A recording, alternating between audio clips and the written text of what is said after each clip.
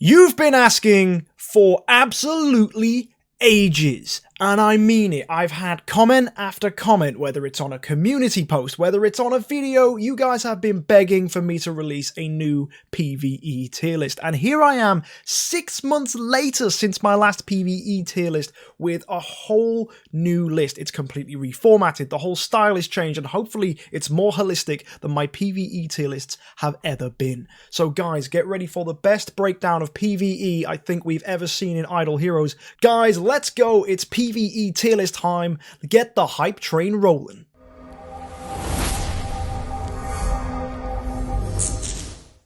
Now your first impression is probably, whoa, this looks completely different to how you normally format it. And yes, correct, this is a lot different from my normal tier lists. And the reason is because PvE is a strange beast. You have support heroes, you have damage dealers, and it's hard to compare them against each other and say which one's going to be better in a particular circumstance because it's so team dependent. And therefore, with this list, I've tried to talk about everything inclusively. Now the first thing you'll see is I've added status icons, which are the negative effects you can give to opponents. Whether this is armor reduction, attack reduction, or just as simple as bleed, burn, or poison, you can see they're all included here, and every hero that has a kind of status effect that you can give to an opponent, it is included below their hero description.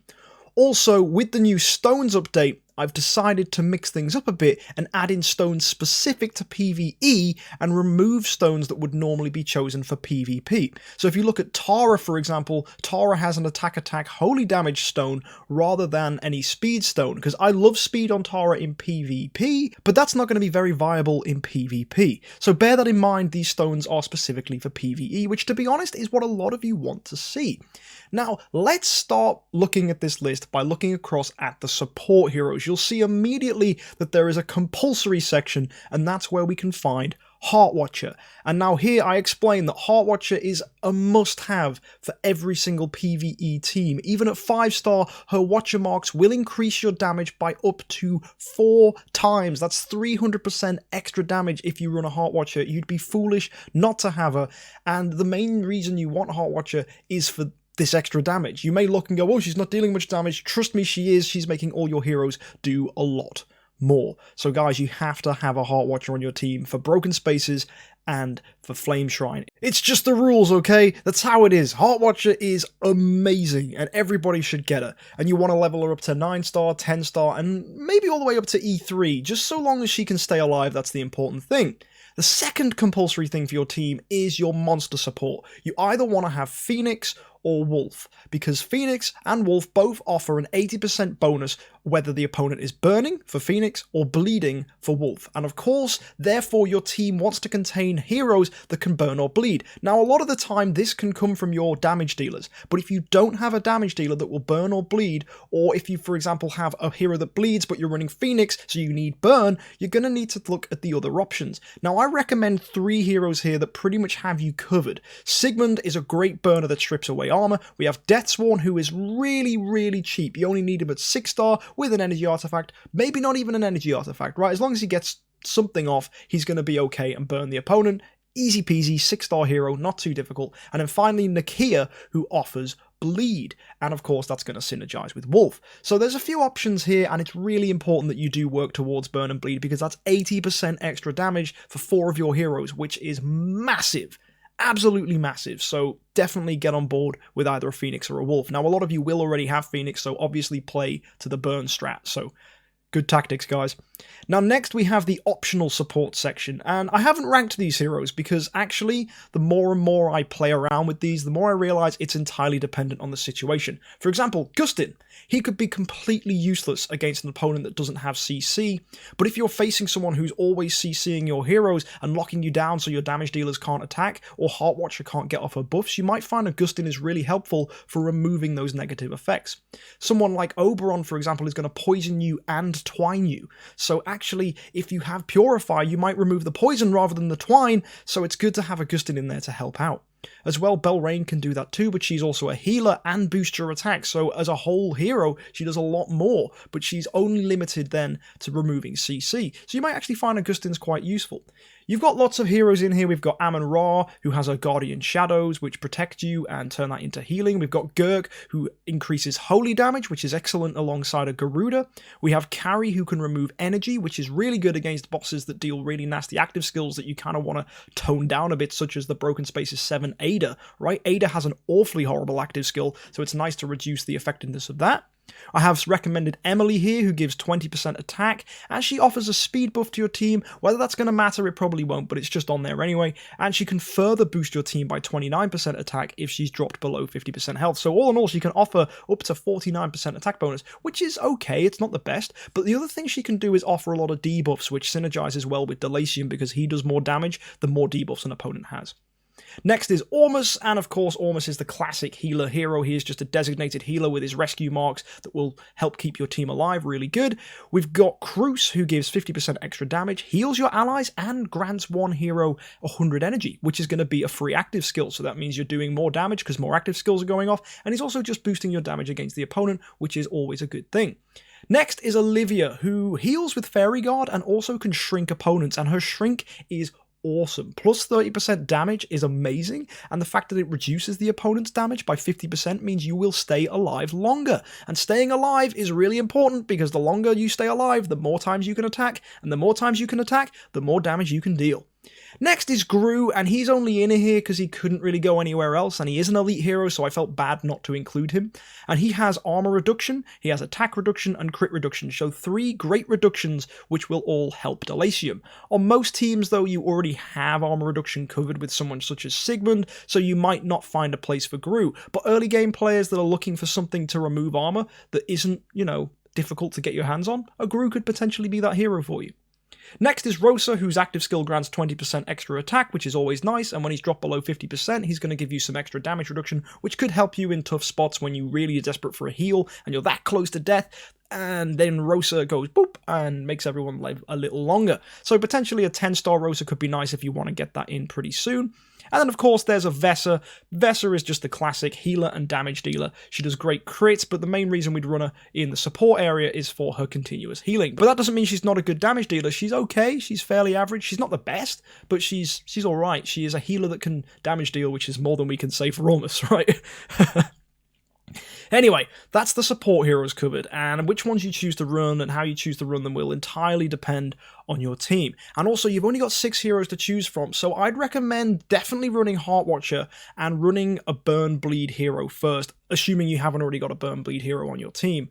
Now, once that's covered, yeah, you want to start throwing in support heroes, but really you would probably only have room for 1 extra support hero, so choose carefully. A lot of you will probably gravitate towards Belrain. If you've got Garudas, A.Brk will be really good. If you want to maximise Delacium, you might find an Olivia will be quite a handy little addition. If you need more healing, of course, there's always Ormus and Vesa. So mix around, and you might find the different Broken Spaces stage you're on will ask for a different hero. You might find that against Broken Spaces 7, for example, I really found Augustine useful because he can remove the buffs from my opponents, and that's really nice when Aspen is racking up all those buffs. So I thought, you know what, yeah, I'll throw in Augustine here. And he's also healing my heroes, which is quite handy, so nothing to get upset about. Like, these heroes are flexible. And the great thing about the support heroes as well is you'd only have to build them to 10-star, and a lot of the time they'll perform just fine. So you can potentially have a really nice arsenal in your idle heroes toolbox, I'll call this, because it is really just that. It's just a selection of heroes that will all be good at different times. Now, the damage dealers, the stuff you guys really care about. Right now, it looks like the meta for PvE has 3 distinct pillars. There's Delacium teams, who want to maximize Delacium's damage. There's multiple scary teams, which run 3 or more scaries to blow away the opponents. And then, of course, there's Garuda, who just as a standalone PvE hero deals a lot of damage and doesn't need that much synergy.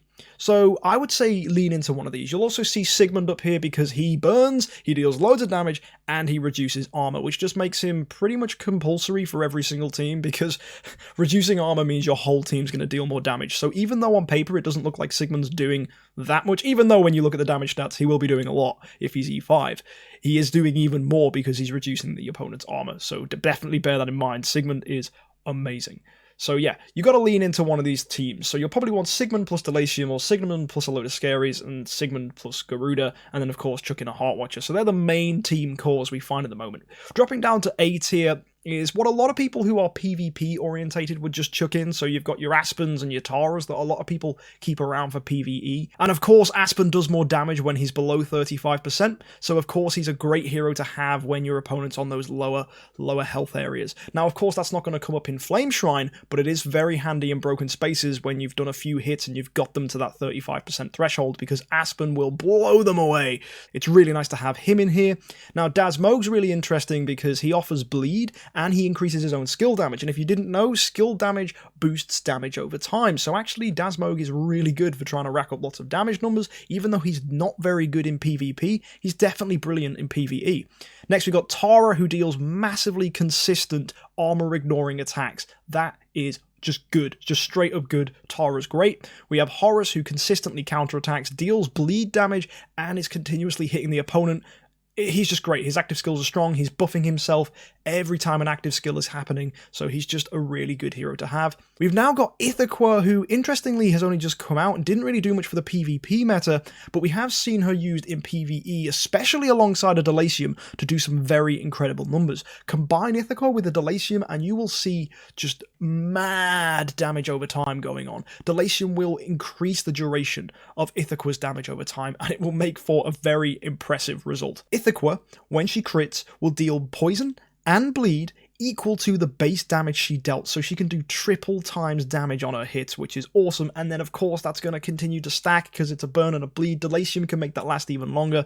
A.Brk is nothing to turn away in PvE. She is really good. Run her with a Delacium and you'll see some really good stuff. And then of course we have Scary, the self-buffing machine. Like, Scary is just one of those heroes that's been around in the PvE meta for ages, and you shouldn't be surprised to see him high on the list. Popping down now to the B tier. In the B tier we have Dark Arthandal. Now, Dark Arthandal's weird, because Dark Arthandal will either deal massive, incredible damage if she's taking loads of hits, or she'll do nothing, because the boss just can't do enough damage to her. You'll find her as nearly compulsory in Broken Spaces 7 if you have her, but in other fights, she's just not that great.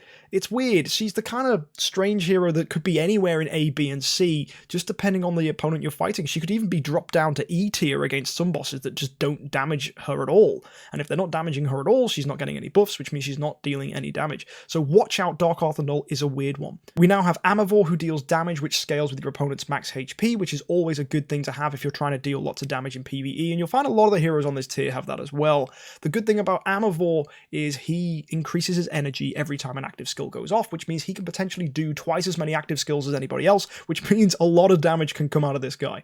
We have Asmodal, who deals crit marks, which will of course boost your overall performance in PvE. When your heroes crit, he'll deal more damage. Now obviously you want to run in with heroes that will reliably crit, because it's kind of awkward to make Asmodal be the guy that crits his own attacks. I would recommend running him alongside someone such as A.Brk or Scary that can crit consistently, which means Asmodal will deal then big damage. We have Berea, who has a continuous self-buff at the end of each round. He's going to make himself stronger and stronger and stronger and stronger and build up his bonuses until he's absolutely formidable. A lot of people forget about Berea because he's not really used in PvP, but in PvE, he's a machine. He reduces armor, he's got continuous self-buffs, and he does max HP base damage. A lot of people forget that as well. He's really strong. It's just he's kind of overlooked and no one really uses him. We have Nakia, whose consistent bleed is amazing. It's 15 rounds long, which means Fenlier is going to do great. Fenlier is Wolf, by the way, for those of you that don't know the names of the monsters, but really she's just got great synergy, and that speed reduction is just an extra thing you can throw at an opponent to make Delacium do more damage. Nakia plus Delacium makes for a very exciting combo. And finally, we've got Cthugha, another one of these weird heroes, because Cthugha removes burn and bleed, which is almost counter-synergistic for Phoenix and Fenlier, but he also does a lot of damage when he removes these things. If you've got enough dots in there and you've built your Cthugha for attack, his active skill will burst and deal quite good consistent damage. Is this worth running him? Well, it depends on your team, how you build him, and the situation. For example, Cthugha could be a massive damage dealer for you, or he could not be very good, and you may even argue that you want to put him in C tier. Cthugha is in a weird place, and I recommend if you have him, test him, experiment around, and try find something that works. I can't recommend something to you because I literally don't know the situation you're in or your particular heroes. Cthulhu's just a bit of a weird one.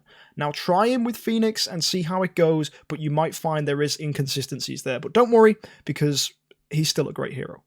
We've got Ada, who does deal consistent damage, and you actually might see her becoming more and more popular with the stone rework now, because a lot of people will be able to have her with speed and attack holy attack, which will be really exciting to see a lot of high damage Adas. Is this going to be enough? Well, it's awkward because her attack doesn't really scale that well with Heartwatcher, but all in all, she's a fairly decent hero. We've got Faithblade, who has a very reliable active skill, but unfortunately his basic attack doesn't really deal that much damage, so you need to rely on his active, and unlike A.Brk, his way of gaining energy doesn't really come up in PvE. He only gains energy when enemies die, and if enemies have died, you've won PvE, so Faithblade kind of has a counter synergy there for PvE, so unfortunately we don't see him performing as well as A.Brk. Doesn't mean he's bad, he's still okay, but not as good as he could be.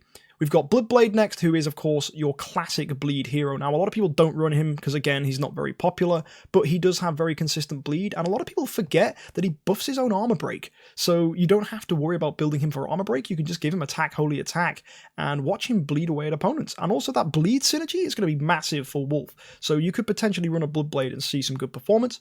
We've got Penny, who burns but is weirdly inconsistent. She deals good damage or she deals no damage. It really depends on whether she crits or not. We've got Flamestrike, who again deals really good consistent burn and actually buffs herself the more burn that's going on. So actually, if you have a dedicated burn team, you might see a Flamestrike pushing up to damage numbers that will eclipse heroes in A tier or even B tier. But it really depends on your team. Now, does this mean Flamestrike's bad? Not at all. She buffs her own crit, she buffs her own holy damage. She's actually a really massively good hero. She's not as popular as she could be, and people therefore don't run her very much, and she's awkward to build into because you really have to bear in mind you have got 6 heroes and that's all you're limited to, and you might find better performance, or rather you will find better performance from heroes such as Garuda, Scary, and Delacium, so it's less popular to run a burn team. Finally, we've got our other heroes here, which got Unimax, who goes berserk and deals lots of damage, but that's only by round 4, so you might not see that being as consistent as it could be. We have Shia, who of course is our classic, I block attacks, and then I deal attacks back at you. Now, depending on the amount of enemies will depend how good Shia is, because the more attacks she takes, the more she's going to block. So just make sure she's going in a slot where she is going to get hit, and her blocks will make her deal more damage with her aggression. And then we have Queen, who is just a very consistent bleed hero who has good burst and good damage over time. In D tier, we have the heroes that are kind of weird and don't really see that much play in PvE. Now, probably the better heroes here are ones such as Michelle, because Michelle offers burn, which can actually scale really well because it's based on your opponent's max HP, but that does scale with Michelle's max attack, so you might want to be building Michelle for attack if you are leaning into that strategy. But a lot of the heroes here don't really have much else to write about. Valentino's an interesting one because you could build him for attack, holy attack, or attack, and watch his overload ability deal lots of damage, but it's not as consistent as I would hope for, and it only goes off when you use active skills, so it's not happening consistently every time someone attacks, unlike Garuda, who is always counter-attacking every time there's an attack, so it's not as good as it could be. We've got Jara, who unfortunately poisons, and lots of her buffs are based around CC, so she's not as good as she could be, and poison is the least optimal out of all of the damage over time effects that we have, because we want either Phoenix or Fenlier, because they are the better ones for PvE, because their buffs that they give are really strong. Now you might go, what about Snake? Snake's just not as good as Fenlier, and if you're going to run Snake, you might as well just have Fenlier, so just chill out, guys. Don't get the Snake, get the Wolf. And then we've got King Barton, who has some consistent counterattack, but isn't as good as he could be. We have Valkyrie, who unfortunately doesn't scale with Heartwatcher, so she's not that great. She'll be really good early game, but really as you move up, when you start worrying about Heartwatcher scaling, you'll find she just gets completely overrun. Vesa is, she has to drop below 50% health before she does anything, so really you got to focus on her as a healer rather than a damage dealer. And finally, Starlight and Aiden. Let's just talk about these two together, because they get stronger as your team dies, but in PvE, you don't really want your team to die, because 6 heroes damaging is usually better than a Starlight or an Aiden doing damage. So I don't like it. I have seen Starlights do billions of damage, but unfortunately that comes at the cost of your entire team dying, which is, it's not very good. And then there's Bade. Oh, Bade. He's just RNG, isn't he? Bade is just no. Just don't run a Bade, please. I mean, you might go, woo, look at all this big damage numbers, but try to repeat that. Really? He's just so inconsistent. Forget it. And E tier, I don't even want to talk about. It's Corpse Demon, Kammoth, Oberon. They're based on CC, and CC is not a thing in PvE. Bosses are immune to it. So Oberon will never twine, which means he'll never poison, and he'll never buff himself. He's useless. Kammoth relies on Petrify to deal more damage. Not that great. And in Corpse Demon, he just sits there and he's a tank. Maybe you want a tank. Potentially that's a thing. But apart from that, HP, that's how I build him. Tankiness, but really that's not a reason to run a hero. If you're going to have a tank, just run a Gru. He's just doesn't do anything. It's freeze or nothing with Corpse Demon, and therefore it's nothing. So sadly, those heroes suck. Please don't run them in PvE. Just please don't. So there you have it, that's the PvE tier list as it stands for May 2020. And it's an interesting way of looking at it. We've got our support heroes, we've got our damage dealers, and that's how you should be thinking about it, utilising the best of both categories to get the most damage for your team.